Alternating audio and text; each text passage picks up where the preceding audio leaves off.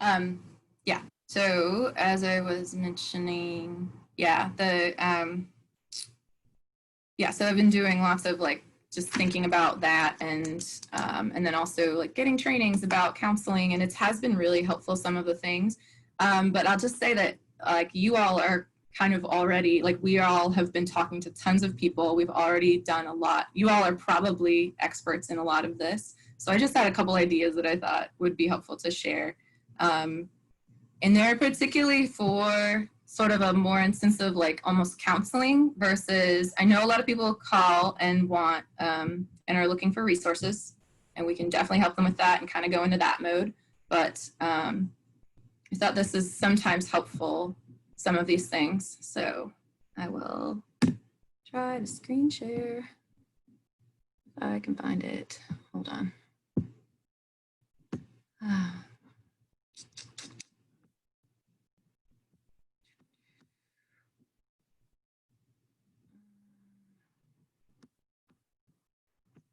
Okay, I think I did it.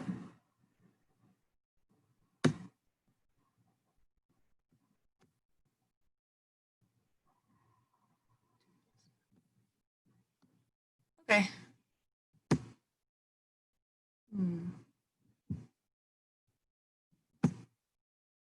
Okay, can you all see this? Okay. Okay. So it's just a couple things. It's not any kind of like all encompassing. Oh, geez. I don't know how to go back. Good Lord. Hold on. It's just a couple things to try. Not all encompassing at all. So this was just a little list of the things that I was going to talk about kind of quickly. So we'll get to each of these things, but the thing that I have at the bottom, how do you see it again? Oh my Lord. It just says take what you like and leave the rest, because any of these things might be helpful or might not in a particular situation. Some of these things might be things you like to do and others might not really work for you or might feel awkward. So the first one, which maybe has to do with what I was mentioning at the beginning, is you can sort of try to assume that callers to the hotline actually need emotional support, human connection, and like listening and being listened to first, even if they actually do want resources. And I think you can probably suss that out pretty quickly, but it is a nice assumption to make, because I know that I can sometimes get into this mode of like, okay, yeah, what do you need? And if I go into calls sort of assuming first that a person actually is like, maybe need somebody to listen to them, that's helped me. And then kind of switch to doing mode.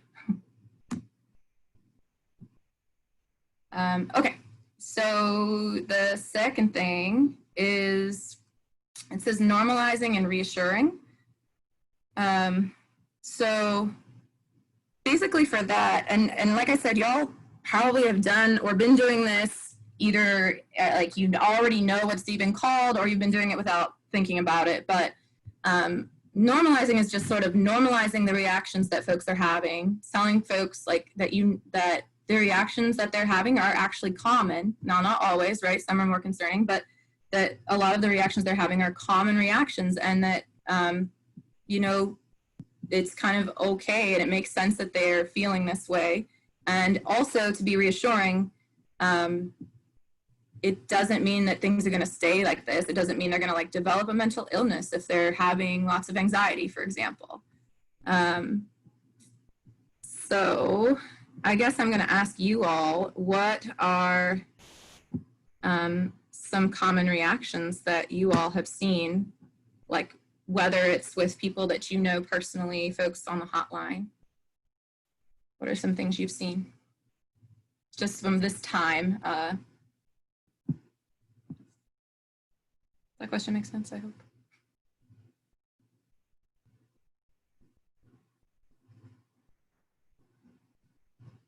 What do you mean by reactions? Do you mean reactions like just through like the kind of the trauma of the difficult like historical moment, or do you mean like reactions to us answering the hotline? Reactions, thank you. Reactions to like this moment, to the pandemic, to what folks are going through. Yeah. I had a phone call just this past weekend where it was probably the caller was expressing the most anxiety that I had experienced answering the phone. It was like they were very upfront about it and just really in a troubled place. And that, no one who, very few of the people I've talked to on the hotline have, been happy while they were calling, but this one was, yeah, it was extreme to me. It was upsetting kind of. Mhm. Is Yeah. that, is that the sort of thing we should Yeah. be listening? Mhm. Any other things you're thinking of? I'll pull something up that'll help in just a sec, but I think, Sarah, I found a lot of reactions are fears, a lot of fears mm, out there because they're unknown and they don't know what to do and they're just trapped in that cycle. yeah, Because I mean, we can be the supporter in people that we're supposed to be helping, but we're human beings, and then listening to all the things that they're sharing sometimes it's scary. Scary, I can say. It's scary. I say, wow, I don't know how these people can lead a day like this with all the concerns, all the worries, all the things that they have on their plates. mm, Is that a reaction? yeah, And the reaction is fear because I said, okay, oh my God, I'm yeah, gonna take another phone call like this, yeah. even though you prepare yourself, because Hmm. this is what you sign up for, help Yeah, those people, but sometimes it's difficult. yeah. Uh, Yeah, and Lisa. I'm glad you said that. Yeah, what I guess I would say, what are some of the reactions you've noticed from yourself? Like, what are some of the things that are different now about your life, or Mhm. thing that maybe don't seem awesome for you, or different than your normal life uh, before, that are kind of like because of the pandemic or because of things that have been happening lately, or yeah, for you personally, I mean, or other people that you've seen and know. It's the fear, that I will be on the same boat one day, no job, no, don't know what to do. Uh, I don't know if I answer your question. Yeah, yeah, And especially, I work with a lot of immigrants yeah, that everybody have different needs, and but right. it's A it's ton a of big, fear. I always call it's a big cocktail to drink. It's a big cocktail to drink sometimes. That's a good way to put it. Yeah. Mhm. How about so just as a little guide, is a cheat of sorts. There's a couple of the sort of like realms of things that you might see that we maybe aren't thinking of. So like what are some of the physical reactions you're maybe seeing from folks or that you're experiencing yourself? Um, Lucy, I saw that you were trying to jump in. Oh yeah. Well, one of the things that I've seen on the hotline, and honestly with me personally, or like out in the world, is like a lot of like it feels very physical, but like a lot of urgency, kind of like at least sometimes on the hotline for me, it shows up as like people who don't have a lot of space to like listen to what you have to say. Like they're not really listening to your response to their question or anything. And yeah, I guess like aren't really, they're kind of like in a rush. yeah. Is one thing that yeah, I've also experienced too, which I feel like is like in a general anxiety symptom, but of like when you have so much shit to do, that yeah, you just feel kind of like urgent and Yeah. panic, I guess. Yeah. And I feel like another common reaction I find is like people feel ashamed for needing to ask for help because we live in that society that shames people for that. Mm. So, I think reassuring people that like, yeah, everyone kind of needs help right now. Yeah. That's what mutual aid is about. We're giving each other help. I think, it's easy to slip into like the agency mode where like, here, I'm trying to help you because, because this is what I was trained to do or whatever. But yeah, just kind of reassuring people that like, Yeah, it's tough. It's tough right now. I think, I don't know if you're going to get to this later, but I think one skill, one good social work skill that's helpful is like reflections. I don't know if any of you are familiar with that. Did you say reflection? Reflections, yeah. That's a really good one to bring up. Do you want to mention what you mean by that for folks? Yeah, so reflections are where you kind of restate, you kind of make inferences about what people are saying and validating their experiences. So like one example is like someone's telling you how they're feeling because they're falling behind on their bills. And you can say like, you can kind of reflect back to them. It's like, you're feeling really anxious about being behind on your bills because this hasn't happened to you before, or, because you're worried about being at risk of eviction. And you can check for it's also a way to check for understanding that you're getting the information that they're sending you. Yeah. And gives them a chance to correct you if you're wrong.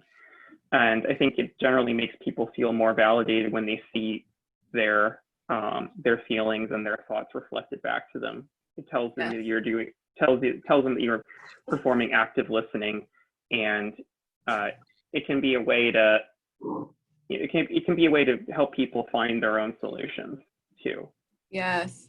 Oh, I'm so glad you said all of those things. There's a little bit coming up with some of that, but I'm really glad you said all of that. Yes. Something else that we often say in hotline trainings that I appreciate, as far as like differentiating, what the mutual aid hotline is versus what 211 or a typical agency hotline is like humanizing yourself in the process as well, and being really like being yourself on the call and encouraging people to like be themselves when they're talking to other people, because that's not the agency mode where it's like you're a professional and you're supposed to talk to people like a client, and that's not what this is about. And so I think like kind of emphasizing that, or just even to what Chris was saying, is like, this is difficult for all of us right now. Like we're all adjusting to this, and we're all like having to,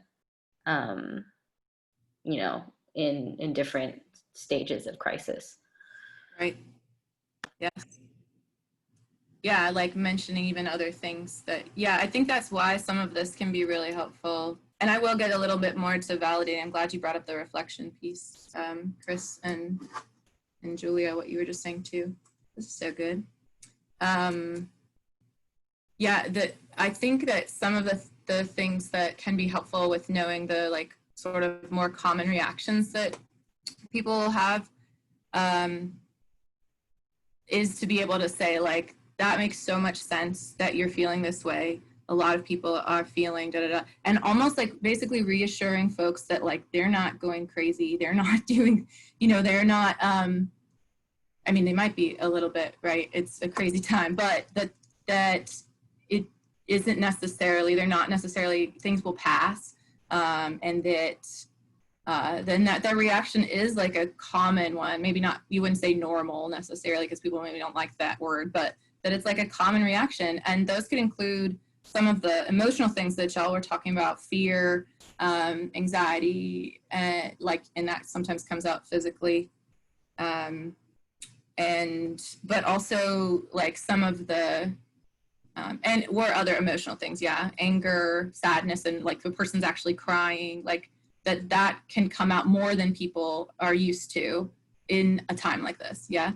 But physical reactions also, things like acting really fidgety, maybe having aches and pain, like your aches and pains or other like physical ailments that you already have or have had can get worse, sort of just under these circumstances. One that I really think is important to me is like cognitive, and it's really important for the hotline, I think, that we see sort of like cognitive things happening for folks, and that like it's really actually very hard to focus. Like when your brain is in that like stress mode, that it's actually very, very hard for you to focus, for you to like figure out what to even do next, for you to like make a list of what you need to do and then do it.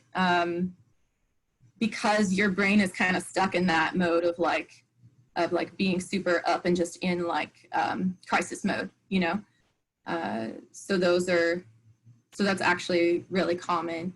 But even things like you're not sleeping as well, having trouble sleeping, having trouble with eating that you didn't have before, maybe. And then as far as like behavioral things, some important things maybe that you might see are like people's addiction issues getting a little worse. I'm sure some of you all have seen that for many reasons, because it's difficult, because people are stressed, because they don't have their usual like AA meeting that they go to, or they don't have their usual their place that they go and hang out isn't open. They're not able to access those coping skills that they've used over the years because things aren't open. So yeah, so there's kind of a lot of different just like things that you might see that aren't that wild, and that are like kind of common reactions. Other things I'm thinking of are like nightmares or like bad dreams. Gosh. And then like even different things also in children too. And I think one of the things to like look for, to be concerned about, is like, is it a huge change from what the person was doing before? Yeah. So like, especially for like, let's say teenagers, it can be hard to figure out like, oh, my teenager's being like just staying in their room all the time. It's like, well, maybe that's kind of normal for them. Maybe it's a significant change in their like normal activities. So those are just some of the things that are coming to mind. But I'm wondering how you all might like reassure people. What are the things that you've done to reassure people that like, hey, that makes sense, or hey, that's a common reaction, or hey, we're all feeling something. Julia, you mentioned it with the humanizing thing.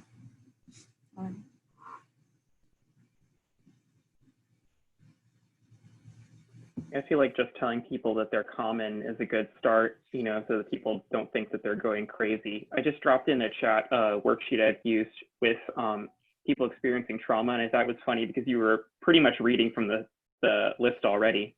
So you know it pretty well. So but yeah, if you want a quick document, there's some, if you want to get, this is maybe a little bit beyond the scope of like the hotline. I don't know if we're doing like, I think we have healing support or something like that. So like there's some worksheets like for common like therapy techniques and stuff that people use.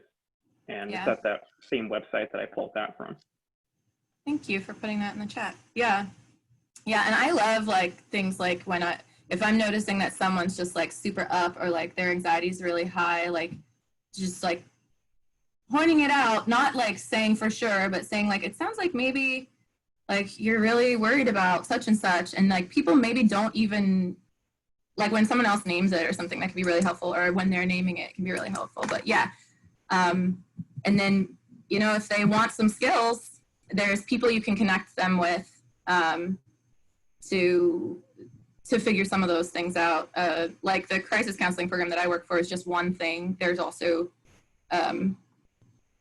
lots of sort of like behavioral and mental health stuff that if you want more referrals to, I can talk to you about it if there's somebody in particular. Okay. Yeah. Any other ways that you tend to like reassure people or normalize things?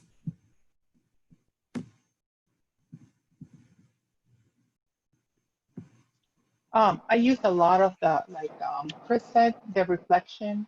I listen and then try to, and also that's another technique that is similar to that one, the mirror. I don't know if you heard that one. The mirror technique, that you kind of look for a way to repeat what the person is telling you. Yeah. It's kind of the same of reflection. I use that, and then I try. I say try because it's not easy. It's a skill. To look for the right term, like you said before. People don't like to say normal or no normal, type of things. Use words or terms like more friendly, like a typical or not typical, things like that. Yeah. I don't have anything to do, but I also do voluntary work for NAMI. You know what is NAMI? the National Yeah. Alliance of Mental Illness, they have nice trainings too, and a lot of information. And one of the part of the training that we provide to families who have loved one with mental illness is communication. And I think there's a form there with certain terms that you should not be using when you talk to a person that are under, I call moments, stressful moments. Yeah, I'm gonna that might see if I can have it, and then I send it to you so you can send it to everybody. So that'd be it's like great. a list of words Yeah. And that actually, you have. I think you can probably, if you Googled, what do people call it? Person-centered language. So that's things like instead of calling someone an addict, you're saying like they're a person with addiction, or something like that, and it goes along, in the criminal legal system as well. Like instead of calling someone a felon, you might say they have a felony on their record. Like that's like more person-centered rather than like centering the thing or the problem.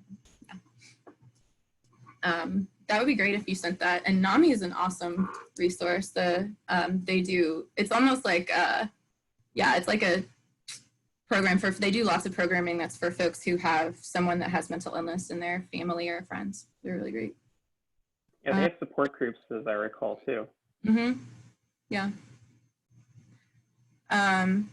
So the next thing, which jumps off of that other stuff, all of you were saying, so I'm really glad, especially like reflection and mirroring, is just the idea of validation, which can take lots of forms. I'm sure some of you have used this maybe without even thinking about it. Sometimes it just is like noticing what someone's feeling, and sort of saying like it makes sense that you feel this way. So that's why it kind of goes off of that normalizing and reassuring. It also, I just want to mention, it doesn't have to, sometimes people think like, well, if you don't agree with it or you don't agree with what the person's saying or what they're doing, then you can't validate, which, you can actually sort of validate the feelings behind it sometimes without maybe validating the action someone's taking in that as well. So does anyone want to give an example of a way that they've validated before or used validation?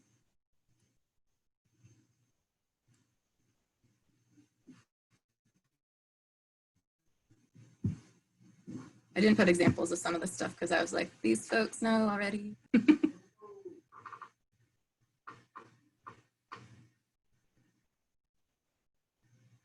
Or if you have a question about what in the world it is.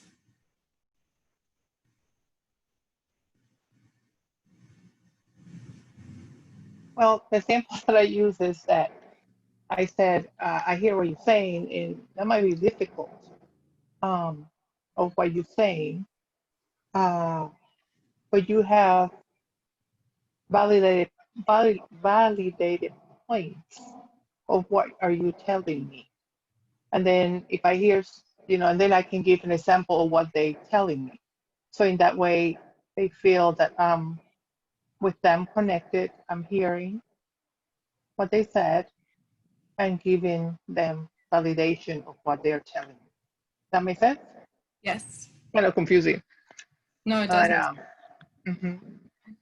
Yeah, and I think it's a skill that you can develop to kind of pick there that the person's saying and be able to say that it makes sense, or to hear something that's more of a feeling out of what people are saying. Like one example I would give is like, I had a student before, because I was a teacher for a long time, who talking to me about like how, he carries a gun every day and he doesn't, and and he's got to walk down difficult streets. And so I remember like being able to validate that, like, oh, it sounds like you feel unsafe. It sounds like you really want to feel safe, like things like that. So like, I'm not excited that actually that like 16-year-old is carrying, but I can understand the want for safety, the want to feel safe, so, and then kind of go from there about other things. So, just one thing I was thinking of. Okay, cool. So the next one, the other ones are not as long, which is cool. The next one is develop an action plan together, which what I mean by that is, you know how I was talking about it's actually can be quite hard for folks to focus or figure out their priorities, figure out what they need to do. And that, you know, and some of you have talked about that, like they're just like a jumble of things, like in that, you know, that urgency, but they're also just scattered, right? And that's totally a reaction to stress and a reaction to the pandemic, a reaction to, yeah, all of the things, right? So explaining that, like, hey, sometimes, you know, it can be really hard to focus when you're stressed out. And then would it be helpful if we like made a plan together, if we like made a list of the things that you feel like would be helpful and then make a plan? So yeah, you can kind of just make a list while someone's talking, or make a list with someone of the different things that they feel like they need. And that can come from like, what, you know, things that they're saying, like they were talking about things around their health and they're not sleeping and whatever. And maybe one of the things on the plan is to make a doctor's appointment, you know, so sort of making those to-dos and then helping the person sort out just what should they do tomorrow versus what's for later, you know, and what are maybe 3 things you're going to do this week or something like that can be super helpful for folks that are in this state of stress. Now, maybe, you know, somebody doesn't want that, but if it seems like they want it, this can be a really helpful thing to just like make a list. You've got the list. And then like at the end of the conversation, go over with the person like, cool, so it sounds like you're going to do X, Y, and Z. And like first things first, like you're starting, this is great. And that can be really helpful, especially when they notice like, yeah, I wasn't able to focus for real. So that's that one. Okay. This is one I really like also. So emphasizing caller's strengths, and just like this kind of goes along with like not centering yourself or thinking that you're the only help this person has, or that mutual aid is the only help that this person has, or that they can't, you know, they can't do anything for themselves or don't have any coping skills on their own. So you can, one of the ways you can do this is you can notice when someone is talking about something that they did and just like point it out. Like, oh, it sounds like you were really taking care of yourself with X. You can ask if there's things that have worked in the past for them for being able to chill or being able to kind of like lessen their anxiety or de-stress or things like that. That's a really good, you know, oh, are there things that have worked for you before? Like, do you listen to music? Do you like to take a walk? Do you, you know, and if they don't, you know, you can ask if they can, if you want to, you know, if they want a suggestion. But a lot of times people come up with something like that they already do actually to like lessen stress. And just encouraging like that connection with friends and family, like whatever groups they belong to, maybe their church, maybe, you know, asking if there's someone, like, is there someone that you feel like really listens to you or who you can talk to? So sort of like playing on those things that they already have. Because like you're not going to be there forever. You're just on the phone for a minute, right?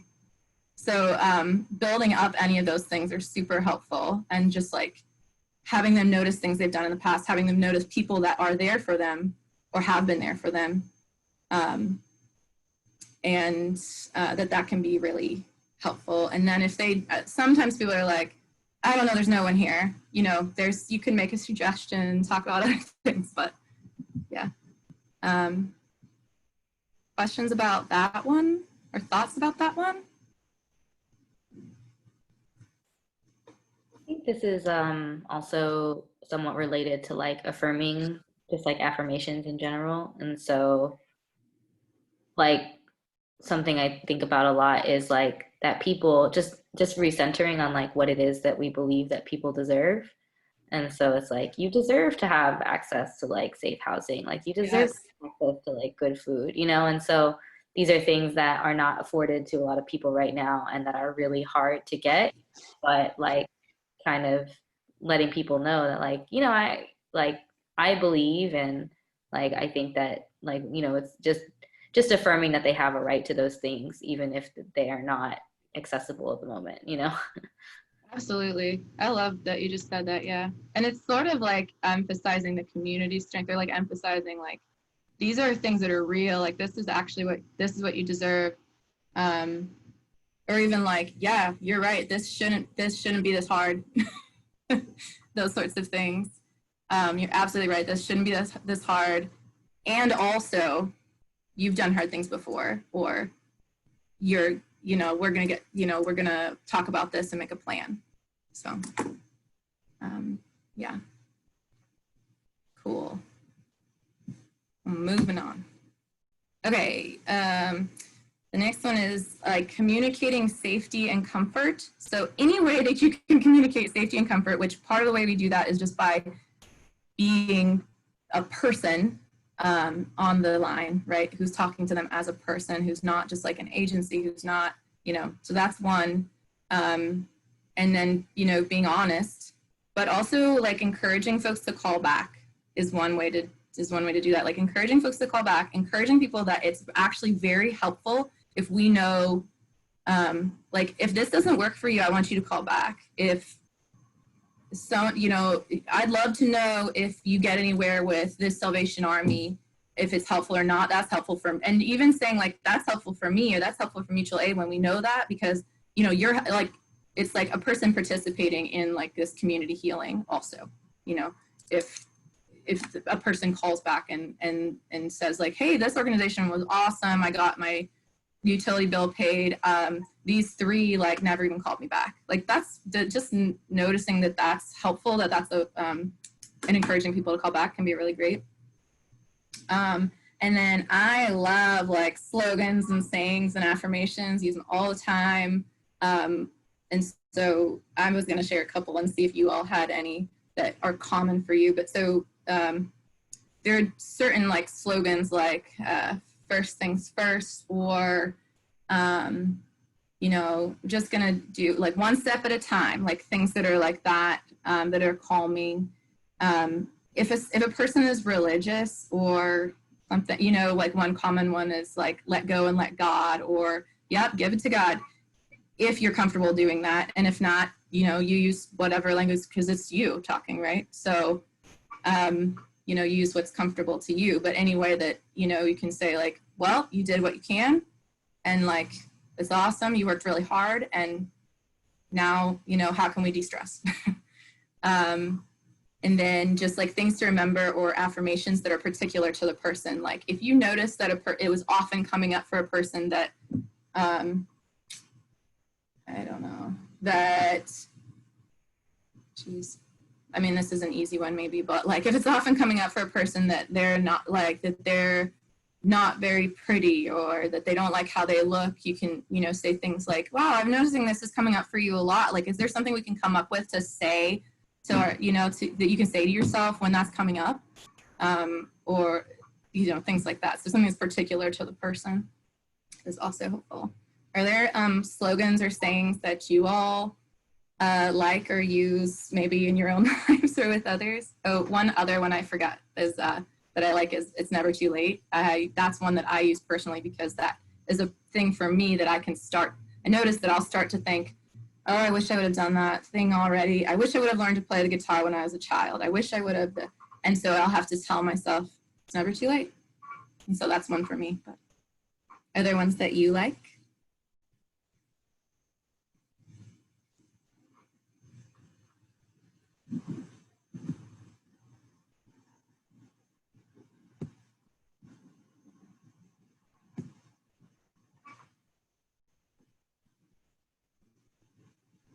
And it's okay if no one has any extras, but that's just, a thing that can be helpful for safety. Yes, a simple one like you matter, because, particularly a lot of people who are asking for support in this time have been neglected and, given the message that they don't have value. So kind of giving that back to them, I think could be important. Someone just put something in the chat, but someone want to see what that is? Oh, Adria just said, you said all the ones I would say. Yeah. Some of the ones I used are like you wouldn't even know it because they're just like in general language these days, but they're like 12-steppy things. like first things first, give it up to God. Those ones are all like kind of 12-steppy. So if you have folks that have some addiction history too, they can be extra helpful also, just by the way. And they're just helpful for lots of addiction, or also, you know, codependence or things like that. Cool. Well, that's some things. Is it done? Oh yeah, this one. I think this is like the last one, or there's one more. So this is something that's like a little more maybe advanced, but I thought it was helpful because I sometimes take pieces of this, even when I'm on like hotline calls or like maybe more intensive. I've talked to somebody a number of times. So creating a coping plan. This is actually kind of similar to a plan that someone like a, what are they called? Can't think of the word. Like if someone calls a suicide hotline, actually, that someone might create a, the word is escaping me, but a plan essentially that looks kind of similar to this, but this is like a coping plan for when you're anxious, you're stressed, you're feeling bad about yourself in whatever particular way you do, or you feel like you don't know what to do. These are some things. And so you can actually, you know, if you wanted to, there are even like worksheets where you can do this with someone, but it's creating a plan. What I noticed myself using is like, I'll pick and choose. So the first one is 3 things you can do by yourself that provide relief from whatever's going on. And that's helpful because, you know, you won't always have somebody, you know, you can't always think of somebody to call, or maybe it doesn't work for you to call someone at 2 a.m, right? Or it doesn't, you know, for whatever reason, you want to have some things you can do by yourself, some things you can, you know, some people you can reach out to and other things. So 3 things that you can do by yourself that provide some relief. That could even be some of the like grounding exercises or breathing exercises if someone wants a particular skill. Or it could be things it's probably things they already do. You come up with 3 people that you can reach out to for support and connection.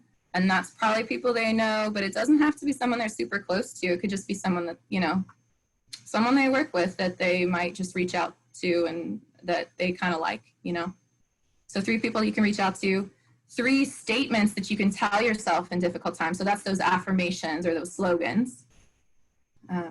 At least 3 new coping skills you would like to try, of course, optional. And then at least 1 professional that you can reach out to. So, and like in the case of if it's somebody that's like, you know, thinking about suicide, that might be the suicide hotline, yeah. But if it's just someone that is, you know, maybe having trouble with stress, it could be sort of their psychiatrist. It could be their caseworker. It could be, you know, maybe not somebody that they're going to get immediately. So maybe their primary care person or, you know, their doctor, but their counselor, 1 professional they can reach out to. So that's like a coping plan. And I like to pick and choose little things and ask people if they like have, you know, want to think of a couple things that they can do and also a person or a couple people they can reach out to, just so they have a little bit of a plan and they can do both, you know, whichever is appropriate at the time. Sometimes it doesn't work to be able to reach out to somebody, and sometimes it feels like you can't do something on your own. So questions or thoughts about that one?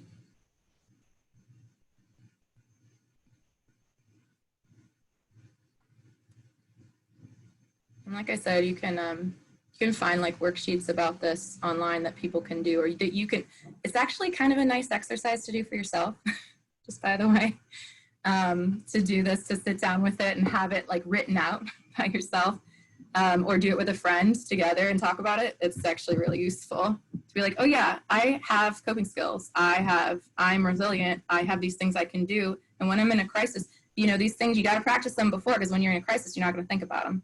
So like reiterating that also is helpful, right? Like you might need these things and you can practice them now. And then when you're feeling bad, you can turn to them.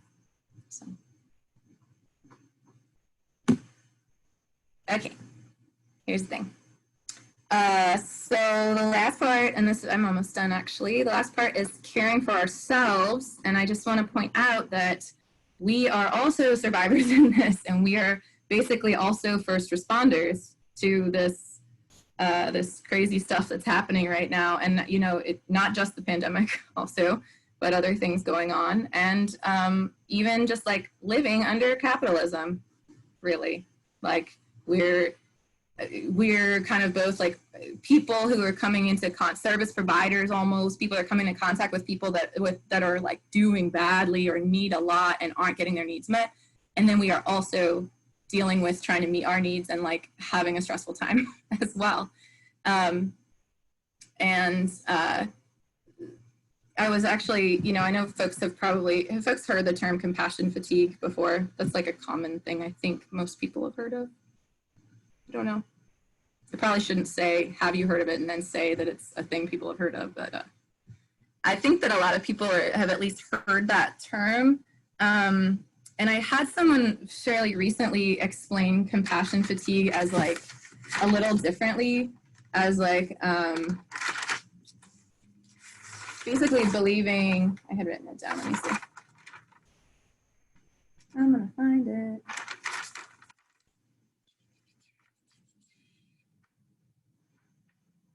Oh, the idea that folks' lives won't get better. Like someone explained compassion fatigue to me in that way, and I was like, whoa, okay. Ooh, yeah. Yeah, so that if you're noticing that, and I can think of times when I've fallen into that for sure over the years, like thinking that people's lives won't get better, or thinking sort of like that people don't have good lives, or that they just being overwhelmed by that. That you can notice that, and you can sort of, these are the times when, like the times that are the very hardest to take care of ourselves and do those things that we do to take care of ourselves, whatever they are. This is exactly the time when we have to be really vigilant and do those things, yeah, because it's very easy to have those reactions ourselves, have the compassion fatigue, have all of that. And so my last little question is this. Questions, there's two. And I was hoping that folks could share, because I think it's helpful for other people to hear, but what are some of the things that you've been doing to make sure you take care of yourself in this time and in these last couple of months, or something that you want to be doing? And then we'll look at like mutual aid after. Mine is like for myself and also mutual aid, because mutual aid has become my life. But like, I think particularly noticing after the break and the virtual summit we took, like I've been way more patient with myself, like when it comes to handling the backlog of like all the people who I haven't gotten to yet. And like in 3 months prior, that would have like really freaked me out and given me a lot of anxiety, and I would have just been up till like 2 a.m. doing it. But now I'm like, whatever. Like, I'm just gonna be patient with myself and like let it be, you know, and not take it on as my sole responsibility or whatever. So yeah. And that's good too, just that it kind of points out, like, first you acknowledge like, hey, I'm doing this thing, and then you can kind of be like, what am I gonna do that's different? Oh yeah, I'm gonna be patient with myself. Others, things you've been doing to make sure you're taking care of yourself? I would echo Julia, being patient with myself, increasing my capacity for patience with myself, and encouraging others to do the same. Things are rough right now, and I think the easiest thing to do is think that, I don't know, beat yourself up or feel like you're not doing enough or you're doing something wrong, or fall into that trap of like, why me and stuff, and just, you know, that patience, man, that patience and grace. Yes. Patience and grace.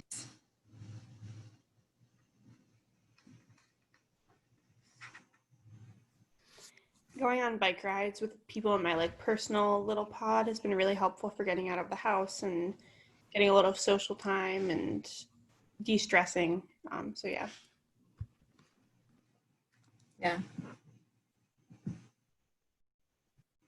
One of mine has been like logging off really intentionally. Like, okay, my shift is over. You know, like cutting the cord at like 4 o'clock or whenever, or like it can go with anything. But yeah, making sure you're like really logging off at the time you are supposed to, and you said you'd be done.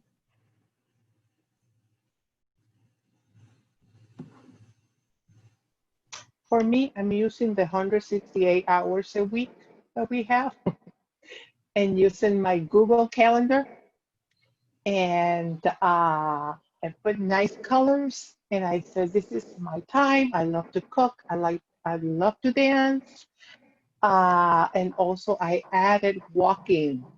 I walked 4 miles on Saturday, which I had never done that. I went to the Three-Fork Lake and I said, I'm going to do it. I'm going to do it. And I did it. So I'm putting that into my plan for taking care of myself. Spending more time, you know, exercising, which I hate because I love to eat, but I need to exercise. So I'm doing that. And then don't feel guilty if I have to do my nails or something like that. But the most is just stick with my 168 hours a week. How many I'm using for sleeping, for, you know, mutual aid, or delivering food, which I do twice a week.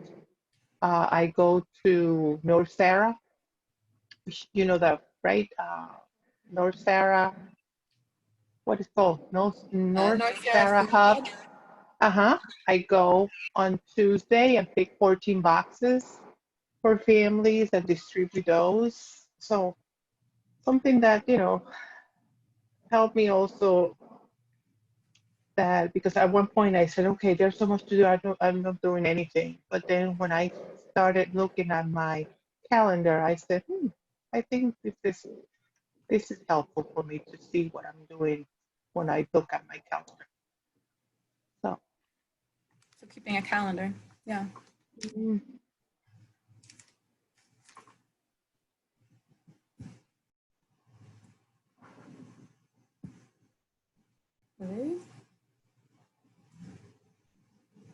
Yeah, I'll just add, well,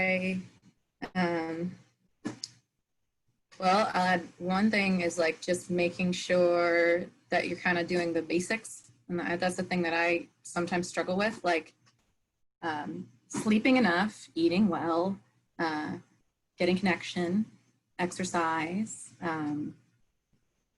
Yeah, but those things like remember those for sure. And if you notice that you aren't doing those, then maybe there's something to, right? Maybe something's stressing you out, right? So it's a thing to like kind of reevaluate and be like, what can I try here? And just like, yeah, I try to notice if there are, like I have a couple clues to myself that I'm like falling into not great self-care patterns, I guess. And so if there are things like that for you, like like if I notice I'm not taking breaks during the day for some reason, or in a period of time, I'll be like, oh, I've just been sitting in this exact position. That's like a good clue to me that I'm like a little too much. I could do something. So if you have clues like that, that can be really, really helpful. I like the scheduling thing, like the calendar, and also just like, if you need to, you can schedule in time for yourself and time to do any of those activities, and that could be super useful. Whatever it is that you like to do, or that would like, you know, this thing makes you happy, and you can schedule it in and kind of like make it a top priority, you know? Yeah. And moving your body. That's a big one. Big one for me. Big one for lots of people. Others people want to share? Or we can move into things about mutual aid before we go. Anything that mutual aid and the hotline can do, should do, that would be helpful for folks. Brainstorm. I think having these sort of check-ins is good. Jaquie facilitated like a community check-in for the virtual summit a couple weeks ago, and it was really, really great. And like a lot of overlap, but it was more of like a people did their own self-reflection and sharing and things like that with it as well. So I would like to make that a regular thing that we do. Yeah, that was really good. Chickwee's thing was really good. Some of the visioning exercises at the summit, I think, were really empowering and helpful, and I got a lot out of them. So maybe doing more of those.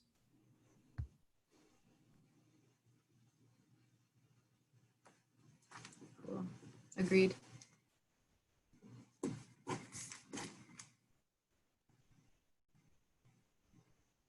Well, always other times we can talk about these things. So keep it on your mind for both things that you might want to recommit to in your own life, and then things that you have ideas, for mutual aid or for, this is like a thing that can happen with like organizations can build this into their structure. It can build like caring in, whether it's your, if you have work outside of this or,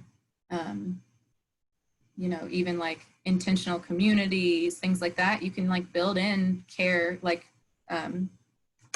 and ways to care for ourselves and each other into those and encourage that. So, yeah. Well, I think that's pretty much what I have, other than to end with just if there's any of these things that you haven't been doing well, or if like you've been having not great boundaries and you notice, or you haven't been doing a good job of taking care of yourself, or whatever different thing, that, tomorrow's a new day, and you can choose, to make some new little changes in your life tomorrow. So, yeah. Thank you, Sarah. Yeah. Y'all, that's I think. This was useful. What'd you say? I just said this was useful in general. Cool. Cool. Good. Yeah. So, yeah, are there any other things that we should end with before we go tonight? That y'all want to say, comments, questions, things? I hope that you'll keep thinking about what would be helpful for mutual aid and the hotline and yourselves. I don't have anything to add. This was really great. Yeah, I have to get going, but it was good to see all your faces. It's time for us all to go and do things for ourselves, including self-care and sleep and all of the things, whatever works for us. Yeah. Yeah. Great. Well, thanks y'all for coming, and I will talk to y'all soon on email and Slack, Okay. Take care. Bye.